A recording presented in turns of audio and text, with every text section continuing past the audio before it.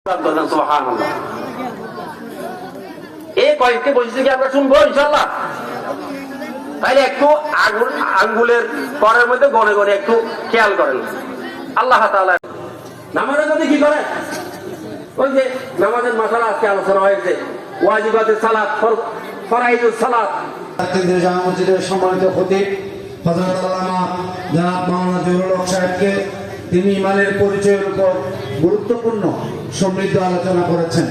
সম্মানিত উপস্থিতি, আমরা আমাদের আজকে 2 দিন ব্যাপী ইসলামী সাংস্কৃতিক প্রতিযোগিতা 1 নম্বর গুণাবলী অনেক এক একটা বিষয়ে দীর্ঘ আলোচনা করতে হয়।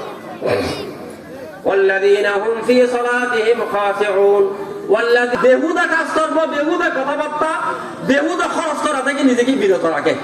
আল্লাহ রাসূল ইরশাদ করেছেন, মাইয়াজমাল্লি মা বাইনা লাহিয়াইহি ওয়া মা বাইনা রিজলাইহি আজমাল্লাহুল জান্নাহ। সুবহানাল্লাহ। যে ব্যক্তি 2 সোয়ালের মধ্যবর্তী স্থান দিব্যা।